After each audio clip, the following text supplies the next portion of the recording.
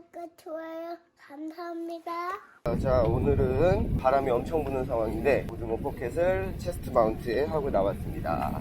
자전거와 오즈모 포켓에서는 최고의 조합임과 동시에 유일한 대안이라고 할 수 있죠. 다른 거는 위에서 꼽는 방식, 그 다음에 이제 밑에서 꼽는 방식, 종류별로 다 있어요. 얘는 열었다 닫았다 하는 타입이에요. 확실히 제품도 제일 괜찮아 보이고 꼈을 때도 뭔가 안정적이고, 그래서 이 친구가 액션캠 장착에는 표준이 되어버린 오즈모 마운트에 소환이 되게 만들었습니다. 이전에도 체스트 마운트에 설치를 한 적이 있는데 그때는 아래에서 잡는 타입이었거든요. 했더니 가슴에서 뭔가 삐쭉 튀어나온 느낌이에요. 모양이 길쭉하다 보니까 고프로랑은 다르게 이 사람 여기 카메라를 달았구나 라는 느낌이라기보다는 뭔가 앞으로 볼록 튀어나오는 느낌, 그게 보기가 너무 안 좋은 거예요. 그땐 잘 몰랐어가지고 흔들림을 최소화하고 이래저래 하려다 보니까 가슴에서 더 이렇게 앞으로 밀었어요. 이렇게 어떻게 설명을 해야 되지?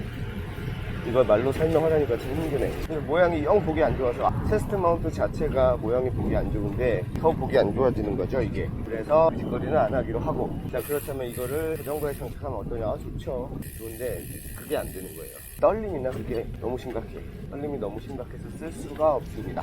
그래서 당분간 출퇴근할 때는 그냥 핸드헬드로 찍었었죠. 정품 마운트를 손에 넣게 된 겁니다. 그랬더니 이게 마운트 자체가 카메라의 중간쯤에서 튀어나오고 몸하고 거의 수평이 되게 장착도 할 수가 있어요. 근데 생각지도 못했던 문제점이 있는데 방향성이 있다 보니까 가슴에다 꽂으면 디폴트 값이 날 보는 거야. 그러니까 가슴에다 꽂고 날 보면 아무짝에 쓸모가 없죠. 그래서 얘를 셀카 모드로 바꿔줘야 됩니다. 셀카 모드로 바꾸고, 얘는 셀카 모드로 하면은 가운데 정렬을 하면은 이게 아래로 휙 내려가 버리더라고요. 셀카 모드는 기본적으로 똑바로 들고 찍을 거라는 전제하에 세팅이 되어 있는 것 같습니다. 그리고 화면이 바깥쪽을 향해요. til트 팔로우를 해버리니까 내가 자전거가 약간 엎드려서 타는 자세이기 때문에 중장창 탑튜브밖에 안 찍힙니다. 자, 이제 내리막길이니까 속도를 한번 내볼게요. 바람 소리 어떻게 들리나. 일단 차가 엄청 지나가고 이 상황에서 내 목소리가 과연 들릴 것인가. 내 목소리 하나도 안 들리고 이제 나도 안 들리는데 엄청 빠른데 지금 내 목소리가 어떻게 들릴까요? 지금 거의 시속 35km. 여기서 내 목소리 찍히면 이건 대박인데, 목소리는 들어가겠지만 바람소리 때문에 쓰나 마나 하지 않을까 싶습니다. 그러면 이 사태를 어떻게 해결해야 하느냐, 혹시 빅마이크를 사야 하는가. 오즈모 포켓2가 이번에 새로 나왔잖아요. 그거를 살까 말까 고민하는 이유가 그 무선 마이크가 같이 동봉되어 있더라고요.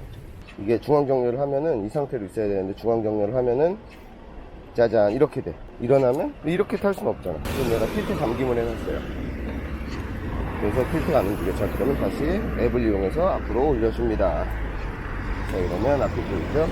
바람 소리가 어마어마한데 제 목소리는 소음이 되지 않을 걸로 예상을 합니다. 일단 가서 들어봐야지. 그래서 포켓2 얘기를 하자면, 포켓2를 살려는 이유가 그 마이크가 달려있는 게 마음에 들었어요.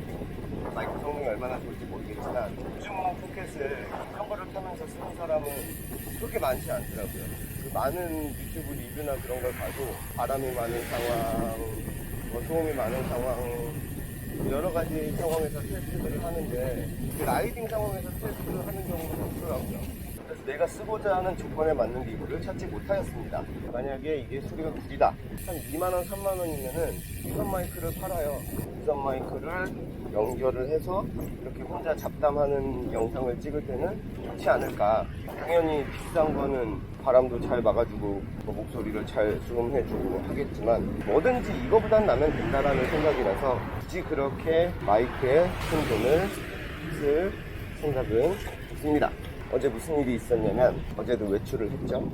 트레일러를 끌고. 궁극적으로는 자전거 캠핑을 생각을 하고 있기 때문에 매일매일이 아니구나, 매번 짐을 약간 오바해서 실어서 데이터를 쌓고 있어요. 근데 보통 트레일러가 하나 가고 그 다음에 짐이 한 차가 갑니다. 저는 트레보이에 싣고 가요. 시넬리에 트레보이에 짐을 싣고 갑니다. 트레일러는 보통 마누라가 끌어요. 갈 때까지는 좋았습니다. 왜냐면 마누라가 전기 자전거를 타거든요. 까미노 볼트라고 하는 전기 자전거를 타는데 거기에 트레일러 아이들을 싣습니다.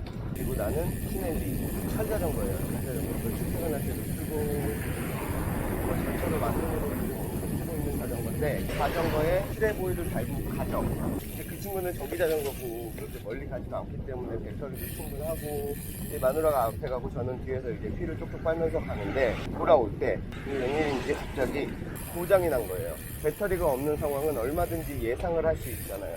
준비도 가능하고 배터리를 많이 챙긴다거나 충전기를 챙긴다거나. 그런데 웬걸 고장이 났어요. 그 원인도 모르겠어. 왜 어디가 어떻게 고장이 났는지도 이유도 모르겠고 그런 상황이 발생을 한 겁니다. 이게 전기 자전거라는 게 당연히 전기가 있으면 그것만큼 좋은 게 없는데 저도 몇 번 타봤죠. 그거 처음에 가지고 와서 처음에 신났죠. 진짜 어디든지 갈 수 있는 거. 토치형으로 나온 전기 자전거 바꾸고 정말 잘 달리는 그런 전기 자전거가 아니라 스카형이잖아요. 포지션 자체도 공기저항을 많이 받을 수밖에 없는 포지션이고 그래서 이거는 배터리를 안 쓰고는 쓸모가 없는 자전거에 가깝다고 저는 봐요. 그렇다고 뭐 전기를 쓰면은 대단히 편하냐.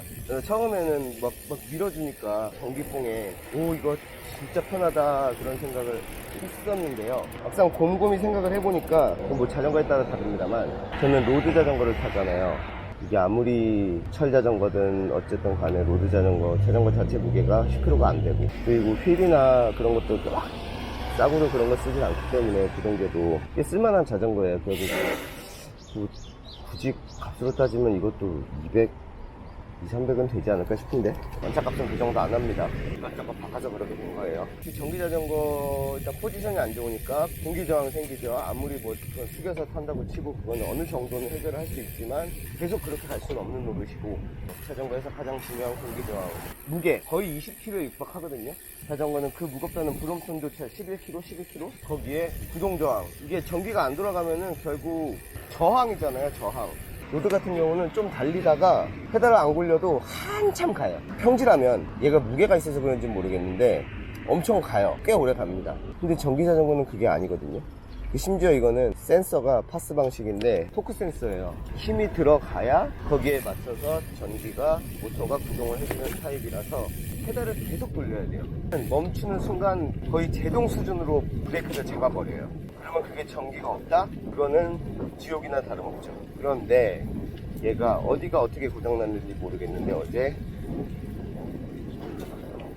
문제가 생겨가지고 전기가 아예 안 밀어주는 건 아닌 것 같은데 거의 밀어주는 힘이 없는 거예요. 그리고 밀다 멈추다 밀다 멈추다 이런 돌발 상황은 상상도 못하는 거고 거기에다가 내 자전거 사이즈는 내 자전거에 맞춰져 있지 자전거를 바꿔 끌자니 그것도 의미가 없고 할 수도 없고 그래서 어쩌겠어 뭐. 안 오면서 전화가 오길래 받았더니 거의 울면서 전기가 안 들어와 거의 울면서 와 진짜 얘가 들었을 때 와 내가 탔을 때 저런 일이 안 생겨서 다행이다라는 생각이 들 정도로 정말 진짜 괴로워요. 자전거를 게다가 좀 좋은 자전거를 타는 사람이기 때문에 이 자전거가 제대로 구동하지 않으면은 정말 재미가 하나도 없어요. 자전거가 좀 밟는 대로 나가주고 해야 자전거 타는 재미도 있는 법인데 저는 그런 거에 좀 민감한 편이라서 요새는 좀 그나마 전보단 덜해졌지만 조금만 잡소리 나도 정말 싫었어요.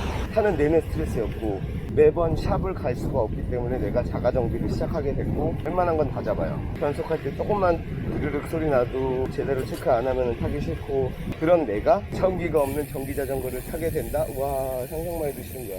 어떻게 하냐 어떻게 하긴 뭐입 꽉 깨물고 가야지. 그래서 가자 했죠. 가는 내내 막 애는 울고 난리가 난 거야. 그래서 어떻게 했냐 오르막길에서 이제 밀어주잖아요. 그런 것처럼 내가 트레일러 손잡이가 있으니까 내가 한쪽 손, 오른쪽 손으로 이제 조금씩 밀어준 거지. 근데 티는 안 나지만 나도 분명히 더 힘은 들었을 것이고 언덕길에서 밀어주고 집에 가는 길에 다행히 반대편에서 오는 자전거를 별로 없고 해서 거의 차선 2개 먹어가면서 옆에서 한쪽 손을 이렇게 밀어주고 하면서 오긴 왔어요. 옆에서 계속 밀어주면 나도 위험하니까 짐을 싸서 나간 것 중에 테이블이 있거든요. 좀 긴 테이블. 좀 긴 테이블로 뒤에서 이렇게 밀면서 한 손으로 페달 잡고 이렇게 뒤에서 그 트레일러를 쿡쿡 찌르면서 밀면서 갔어요. 처음에 전기 자전거를 살까 말까 전기 자전거 한번 타보고 맛보고 나서 우와 이거 진짜 좋다 그런 생각을 이제 하면서 하나 사야겠다. 자동차 없는 삶도 가능할지도 모르겠다라는 생각을 하다가 왜 안 사게 됐는가 그때 알았어요. 근데 25km로 넘어가면은 전기를 더 이상 공급할 수 없고 어쩌고저쩌고 근데 가만 생각해보면은 제가 보통 자전거를 타고 다닐 때 말입니다. 25km 이하로 가는 적이 별로 없어요. 그렇다고 25km를 넘길 때 엄청난 힘을 써야 되냐? 그렇지도 않거든요. 그냥 밟고 나가면은 그냥 25km 전으로는 25km 전으로 달려요. 거기서 조금만 다리 힘만 좀 더 쓰면 26km 평지 기준. 그냥 25km 넘어서 전기 못 쓸 것 같으면 이거 나한테 쓸모없는 거 아닌가. 평지에 갈 때 어차피 25km 나올 거 전기의 힘으로 25km를 맞춰주는 꼴 아닌가. 근데 그때도 트레일러 끌고 다니는 건 항상 염두에 두고 있어서 무거운 짐을 끌면은 조금은 도움이 되겠다 생각은 하긴 했어요. 몇 번 한때 신나가지고 전기자전거에 트레일러 달고 엄청 다녔고. 근데 어제 같은 일을 겪고 나서 그런 일이 거의 없지만 이런 일이 생겨버리면 다른 일이 아니라 새삼 느꼈습니다. 새삼. 차라리 다리 힘을 좀 더 키우자. 물론 언덕길은 얘기가 다릅니다만 언덕길까지 또 뭐 천천히 가면 되고, 그래서 선택을 안 했었다 라는 얘기를 한 겁니다. 오늘도 떠들면서 오니까 또 금방 오는 것 같아. 여기만 지나면 다 온 거예요. 30분 걸렸네. 차 타고 주차하고 이것저것 해도 30분 걸리는데 왜 차 타면 금방인 것 같고 자전거 타면 오래 걸린 것 같을까요? 오늘도 여기까지 왔으니까 출근길 잡담은 여기까지. 바이바이.